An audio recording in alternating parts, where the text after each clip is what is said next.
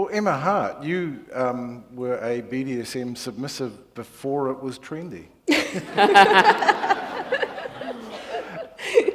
What do you, I mean, we're clearly, of course, we're talking about 50 Shades of Grey, the book. Tell me your thoughts about 50 Shades of Grey, the book.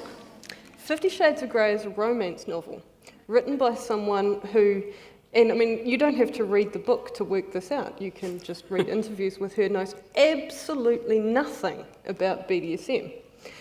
And the book buys into a whole lot of really, really negative stereotypes about BDSM. So the Dom is a Dom because he was abused as a child.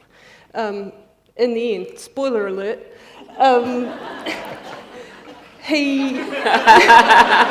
she redeems him and he offers to give it up because, you know, her love has made him a better person. But also, practically, there's a hell of a lot of quite dangerous stuff in there. If you are going to try bondage, please don't start with cable ties, all right? That's really dangerous. More importantly, I think we need to note is that the lunatic that wrote that book, or books, started out writing Twilight fan fiction online, found an audience, changed a couple of the names, dropped the vampire shit, and built an empire.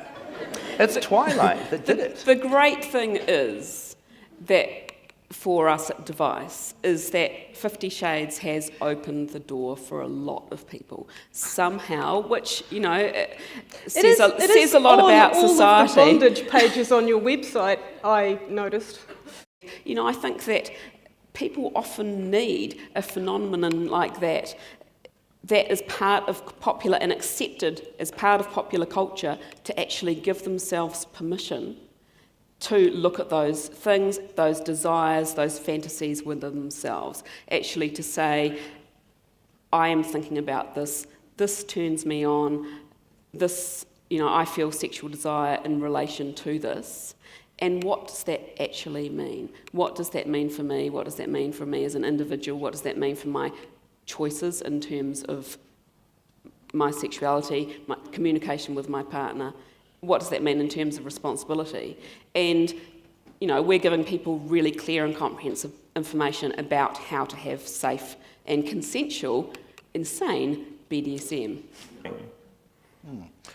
You grew up as an evangelical Christian going to a Christian school. Yes, I converted 5 people. Wow. Throughout my life. I want to do a documentary where I find them and see what they're doing today. Desperately. Working on that at the moment. What influence did that have on your sexuality as a teenager? What were the messages you were getting? I don't know how much of a unique situation I was in. I went to a Christian school in Bethlehem in Tauranga, which is weird because I was born on Christmas Day, so that was a whole weird vibe. But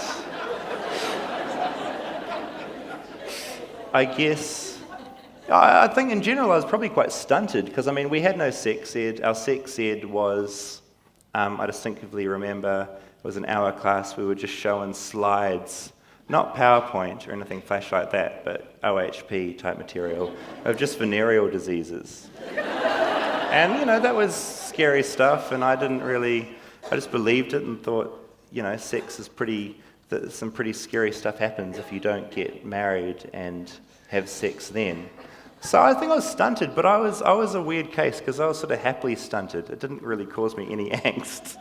It was fine. It was just how life was. You wait to find a girl and you marry them and have 3 kids, maybe 4 kids, and go from there.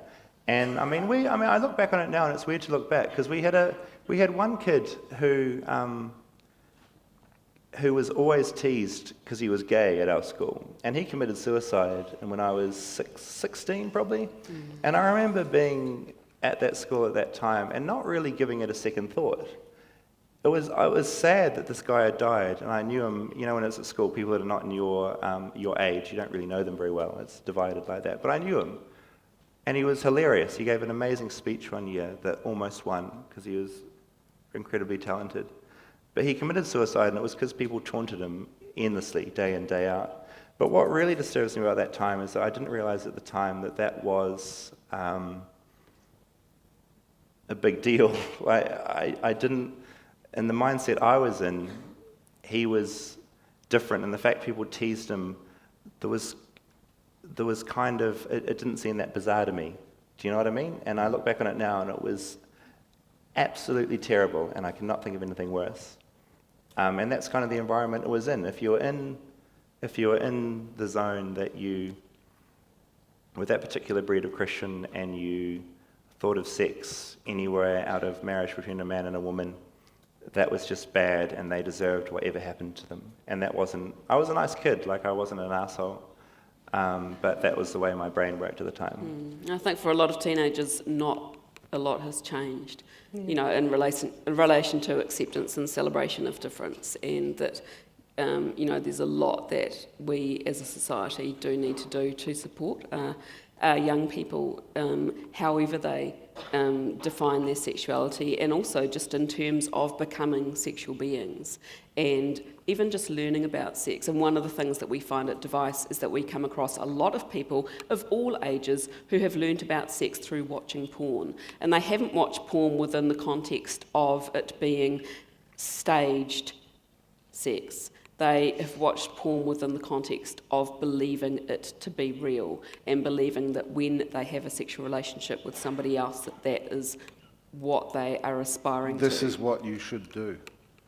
And it is extremely concerning, because a lot of the fashion, particularly currently within porn, is, you know, means that a lot of women particularly are not experiencing sex pleasurably at all. What's the way around that?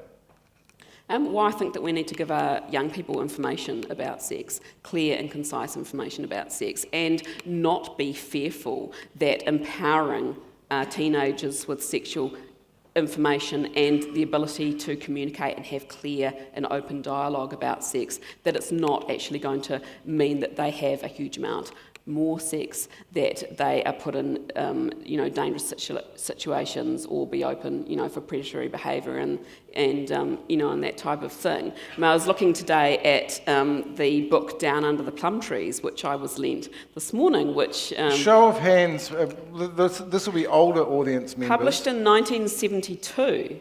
And let's have the show of hands. Who read Down Under the Plum Trees as a young person? It's like two many. people. Absolutely fantastic book, really well written, and still really relevant. And within the introduction, you know, it was talking about how we do not even, you know, and this is back in 1972, that it wasn't acknowledged that women masturbated. Well, it's still not. I mean, how many of us wank? And you know, sorry, how many of you just lied about it? And yet, and we're about to wind up. Emma Hart, you've made the observation that each of the kind of battles of society and sexuality that we've been talking about gets less awful.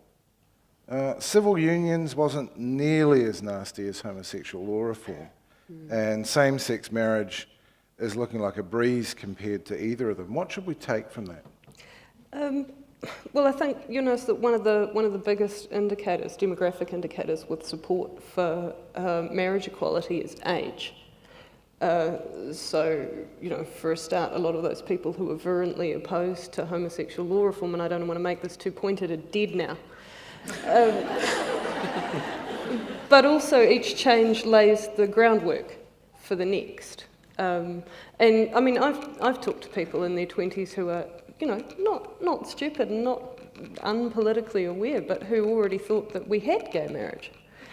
And I mean, you can encapsulate this entirely in the stated views of John Banks on each of those things. That, you know, it has become less and less acceptable to say that stuff, and you'll see it with the weaseling from MPs when they were, you know, confronted with this question, are you going to support this bill?